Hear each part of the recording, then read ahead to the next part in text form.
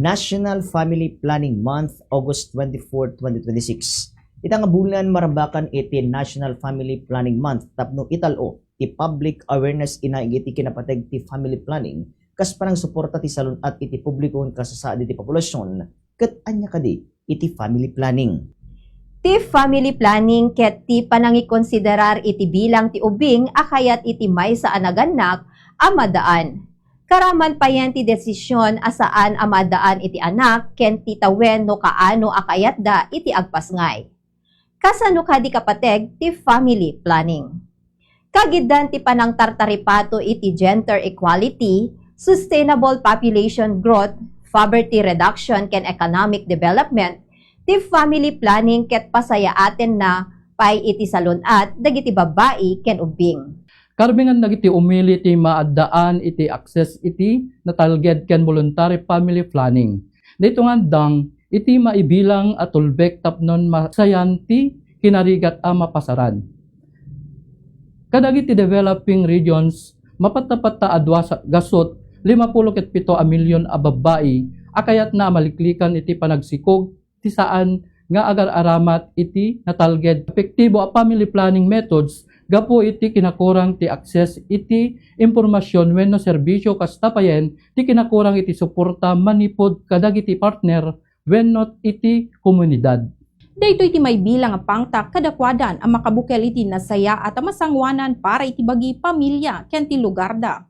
Ti Met Commission on Population and Development ken ti Department of Health kastapayen dagiti co-manager ti Family Planning Program ket itultuloy dayti pangipaay ti Responsive Family Guidance ken impasigurado na iti access dagiti Pilipino iti medically safe, legal, non-abortive patient, efficient ken ti culturally acceptable modern family planning methods. Adda dagiti may bilang nga short-term family planning methods kas ti condom, pills, intrauterine device when IUD, kan dagiti injectable contraceptives. Dagiti met may bilang nga modern family planning methods ket pakairamanan ti subdermal contraceptive implant ken ti delivery ti steroid progestin manipod polymer capsules when rods a may kabil iti kudil. Ti mat ligation ket ti surgical procedure iti panang sarra iti blood vessel wenno ti duct wenno tube iti bagi babaen iti ligature wenno clip. Idinto at vasectomy wenno male sterilization ket maysa a surgical procedure a maputed wenno maselyuan iti tubes apag naan iti sperm ti lalaki tapno permanenten a maliklikan ti panagsikog. Masansan daytoy awagas ket bawaen ti local anesthetic at maysa a lalaki ket siririing ngem saan na amarikna ti sakit. Kastapayan na pumaot iti 15 ket 5 a minutos. Malaksi data ti Commission on Population ko tumultulong pay karigiti local government units tapno makipatungpal karigiti programa karigiti local level kas tapayen iti panang balay-balay da tapno maipaganetgat iti panang plano iti panagpamilya.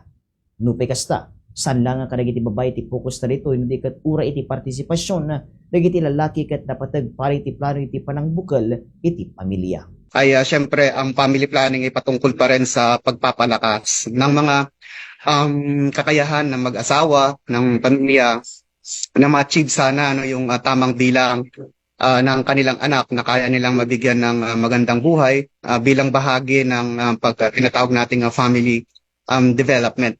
At sa kasalukuyan, napakahalaga ng pag-promote pa rin natin ng family planning sapagkat sa kabuuan kahit na bumaba yung bilang ng pinapanganak ng mga kababaihan na mula 3 ngayon ay on the average 2 na lamang ay very important na patingkarin pa din ang programa on the family planning because meron ng demand on the family planning methods na kailangang ibigay sa mga kababaihan at kung hindi yun may ibibigay ay madederail yung ating the success of the family planning program.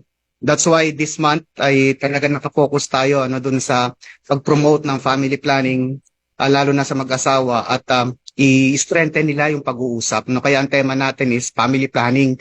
Kailangan pag-usapan ng mag-asawa lalo na sa kanilang pagdedesisyon.